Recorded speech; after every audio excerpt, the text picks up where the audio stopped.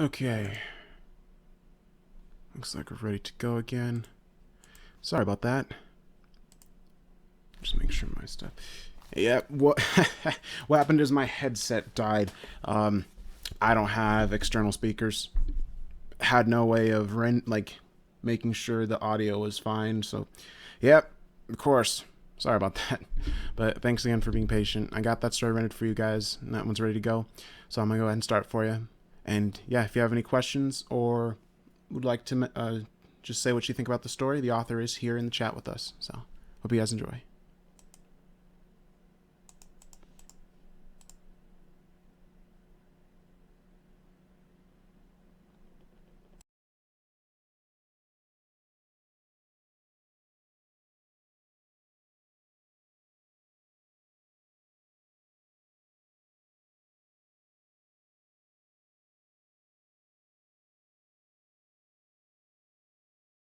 My name is Eddie.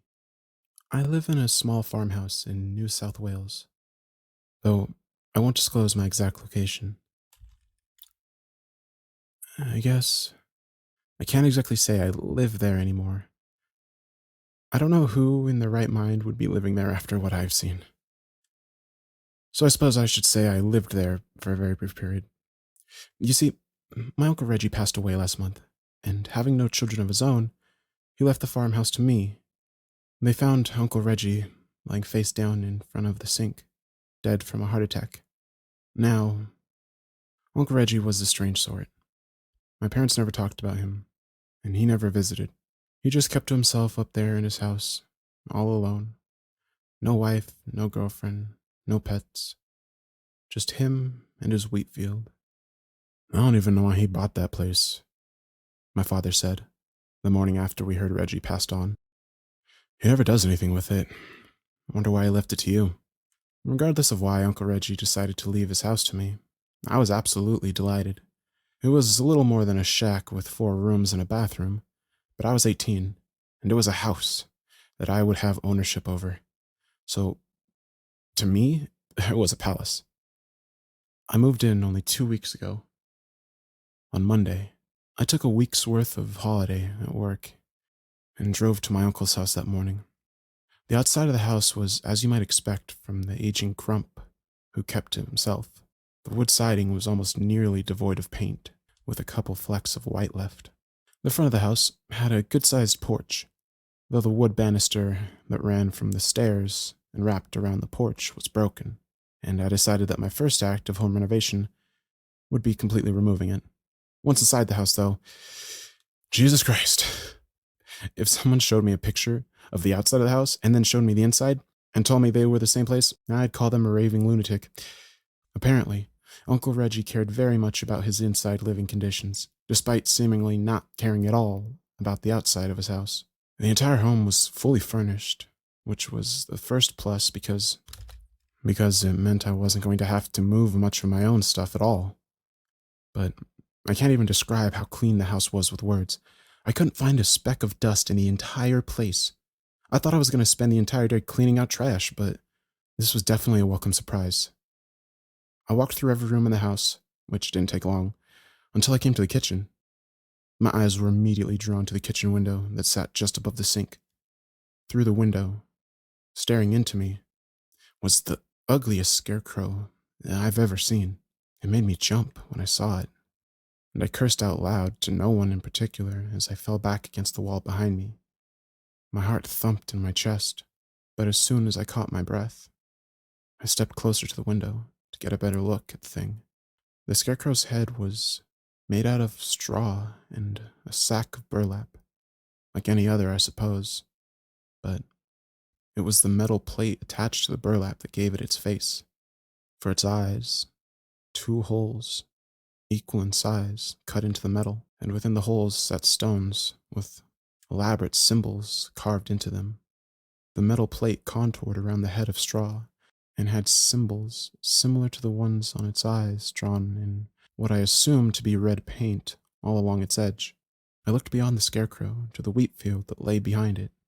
The wheat crop was high and stretched for miles on end. Wind blew through the field, giving the impression of something moving about in the wheat. I then drew my attention back to the scarecrow.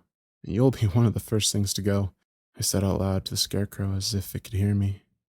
Soon after that, I went to work, tearing apart the porch banister, which came apart very easily, and threw them down into a pile in the open area of the rather big yard, a good distance from the house and the field. I then walked around the house to where I knew the scarecrow stood. I untied the rope that tied the scarecrow's arms and legs to the iron cross sticking out of the ground, only a mere 2 feet from the house. I then carried the scarecrow, which seemed unnaturally heavy, to the burn pile. I went and grabbed the gas can. That I kept in the back of my truck and doused the scarecrow and all in gasoline. I kept an eye on the fire for a minute to make certain it wasn't going to spread anywhere. Then I went back in my truck to head to town for paint. I was back at the house about a half hour later. The flames of the fire had nearly died out. It was the metal plate that was once its face. Good, I thought, as I prepared myself for a long day of painting. I went straight to work, painting the entire house. It actually didn't take long at all. Given the size of the house, though, I guess that's not a huge surprise. This wasn't the first house I've ever painted either. So I knew I'd probably have to go over it again in the morning. After I lost daylight, I began working on moving in small stuff from my truck, my TV, my game system, and the like. It was about 9 o'clock when I stopped working for the night.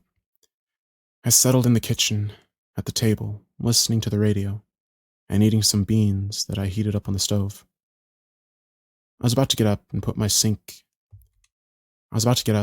bowl in the sink when I saw it. The scarecrow in the window was back. Or at least that's what I thought at first. There was definitely a shape in the window. I could make out its head, but nothing else.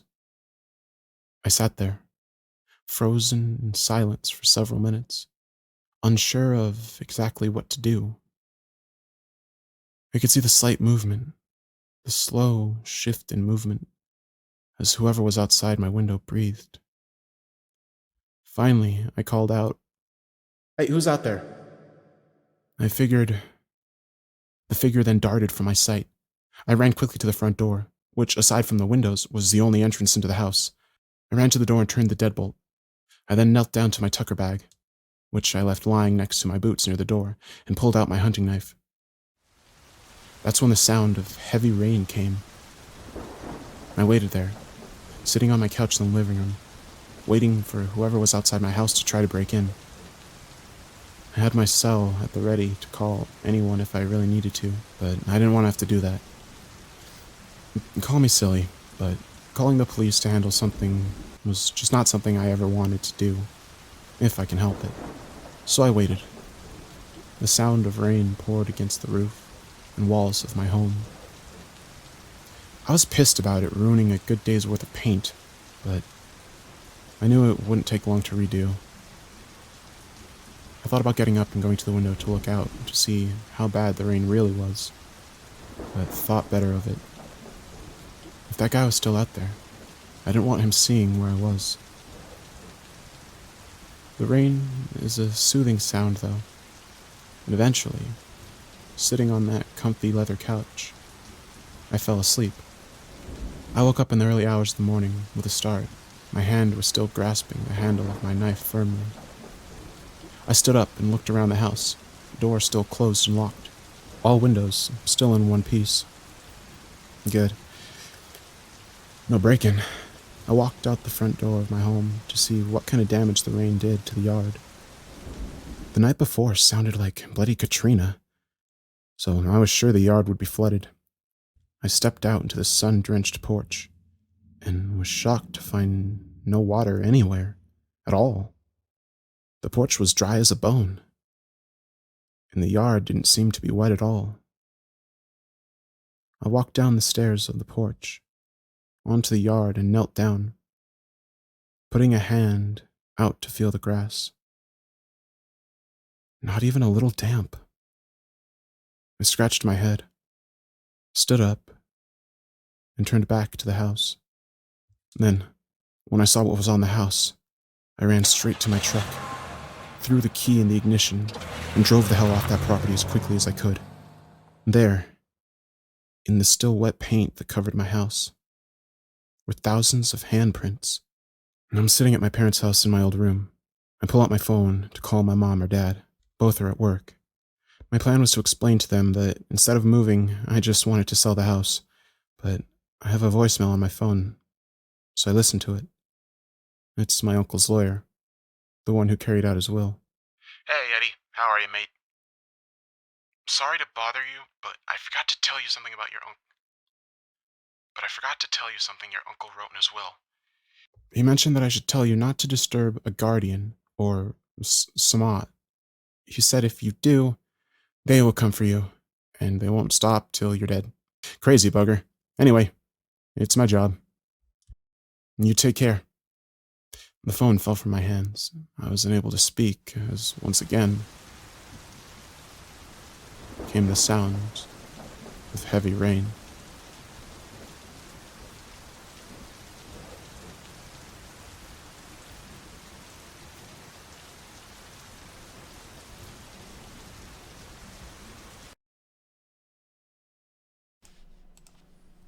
Oh no. That's right. Okay. So yeah, hope you guys liked that story. Make sure to check it out on the original page if you did. I really like that story. I'm going to be reposting that, as well as all the stories that we're doing tonight, in their own individual videos. And when I do, I'm going to be creating a custom thumbnail with the scarecrow from my channel. So that'll be pretty fun. You can look out for that later tonight. The next story that we have up is by Decomposed, who is also here in the chat. So if you have any questions about that one, feel free to just ask him. The medication makes me better. Words I have to remind myself every time I shake the bottle out over my hand. The pills take the pain away, a lifeline to live by. The things you see aren't real. They're just your way of coping. Words I hear reflected back at me.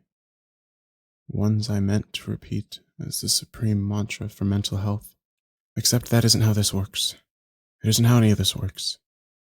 I can abide by their rules, listen to their lies, and take their so-called medication, but it doesn't make reality any less real. I can shoot the shit with false idols, and play backgammon with bleeding gods till the crows come sprawling, but I'll never be able to shake the sweats that come when night falls. Now, it's dark. Night's fallen. I'm walking to my local corner store. My boots are sinking straight into the pavement, but I pull them out with a huge every step of the way. I just need a pack of cigarettes. I'm down to my last two, plus my lucky. I'm walking, thinking about simple things like how they're tearing down every other ancient building to make a lot for the one next to it. How the clouds look like mushrooms, and I wish that could mean something more than a metaphor for nothing. I'm thinking about how I need to pay my phone bill before it gets shut off for the third month in a row. And like I said, I'm thinking about simple things. I'm standing here on the corner, outside the concrete storefront, painted a flaking pale blue and white, colors to make you calm, the colors of the sky, the soft linen nurseries, and other sanctified thing.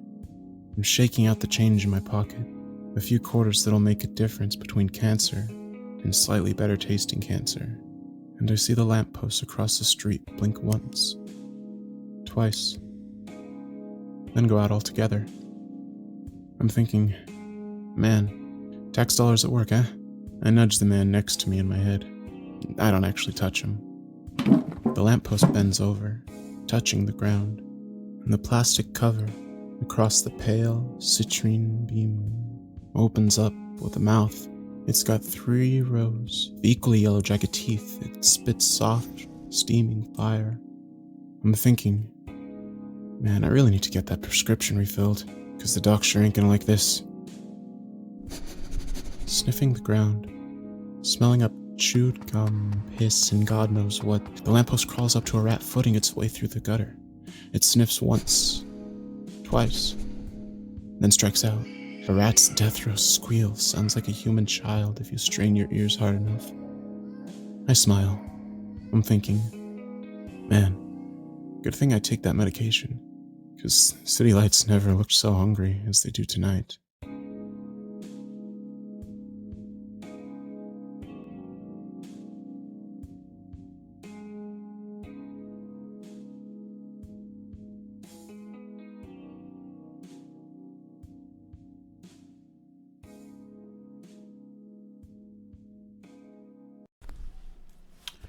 Alright, yeah, that was one by Decomposed. Yeah, Decomposed, I've been working with him for a little while. He's doing something called the Dirty 31 Writing Contest. We're trying to come out with one story a day.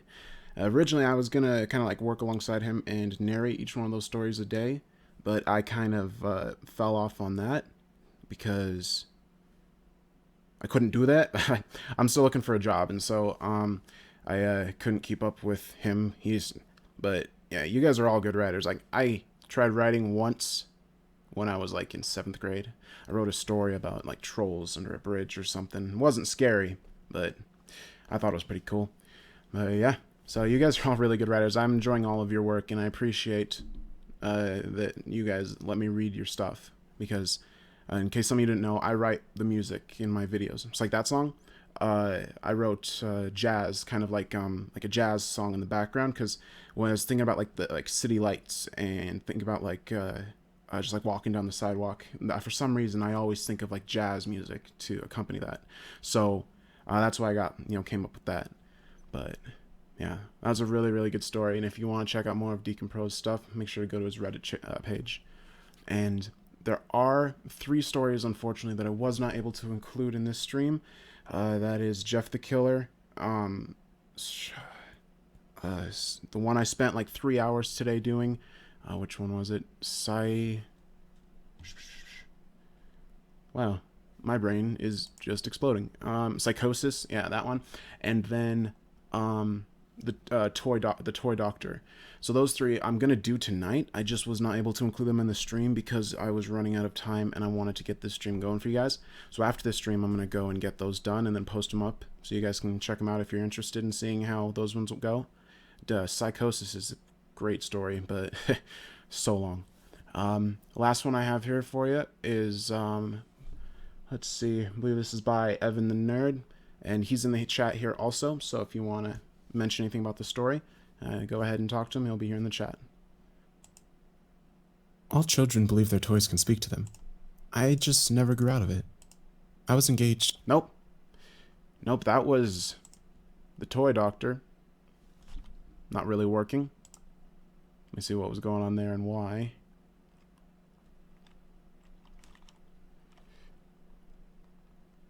Oh yeah, that'd be totally cool. I'd love that.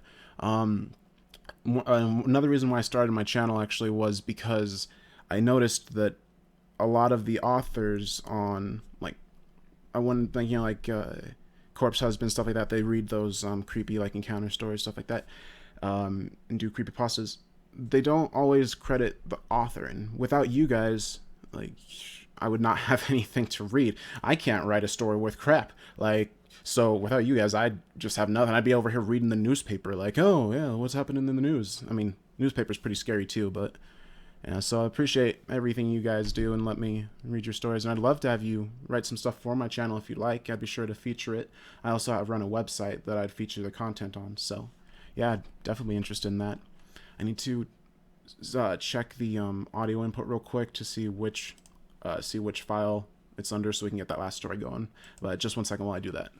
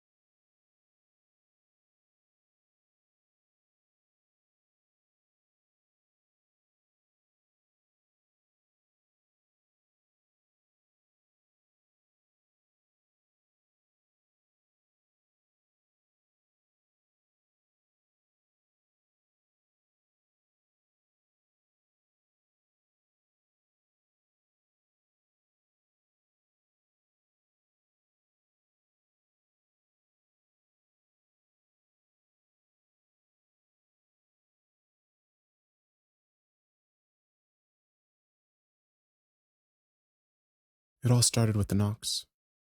Lucy, my daughter. Pretend. Just playing pretend. Her invitations.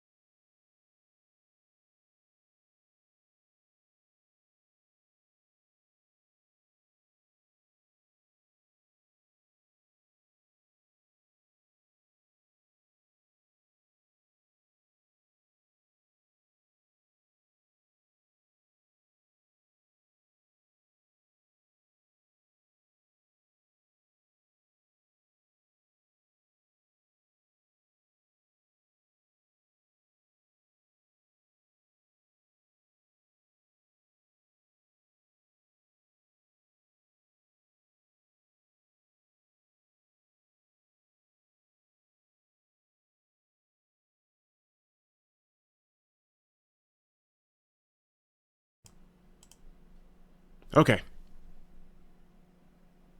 Okay, sorry about that. Yep. The audio file got corrupted, and so re-rendered it, so we're good to go on that. Again, thank you guys for being so patient and cool. I'm going to keep working to make these streams more smooth and make sure there's no technical issues, but I appreciate all your patience, and I'm happy to have you guys in the stream. So I got that last story ready to go for you, so here we go. Played a game with her friends. I learned this when I happened to ask her. It all started with the knocks. Lucy, my daughter, played a game with her friends. I learned this when I happened to ask her why she knocked on her bedroom walls so often. She always did so at night. The sound made it hard for me to go to sleep. It was annoying. She stopped eating her dinosaur-shaped chicken nuggets and stared at me. I knock, and the hands come. I didn't have an urge to ask any more questions, partially because I knew the truth. Lucy was only 4 years old. Kids her age still had imagination. She was just playing pretend. Refusing her invitations to see a demonstration, I left her alone for the rest of dinner. Later that night, I was sleeping when a crying Lucy came into my room. "Mommy, the hands won't go away," she whispered. I let her climb into my bed, then I got up to investigate. My mind was still waking up as I opened the bedroom door. Thick darkness enveloped the small room. I sighed as I flipped the switch. I froze when I saw them. Handprints. Tons of them, covering the wall space above her bed's headboard, spread out with even distances between each. Each had only 3 thin fingers, and each were the size of a desktop computer monitor, too big to be human. They were all so black. All I could do was stand in the open doorway, with my hand still on the light switch. It wasn't just the size and the mere presence of the handprints that kept me frozen there, but also something else. The fact that they were behind the wallpaper down the hallway. I could hear knocks come from my room.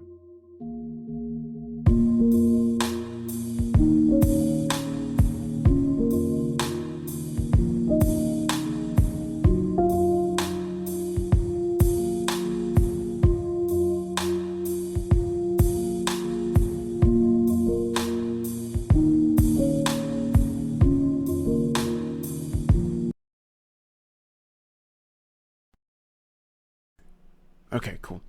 Oops, hit the microphone. Sorry, hope that didn't blow up everyone's ears. Okay. So, yep, that one was by Evan the Nerd. I actually really like that one. I thought that one was pretty creepy. Thank you guys again for sharing your stories and letting me read them.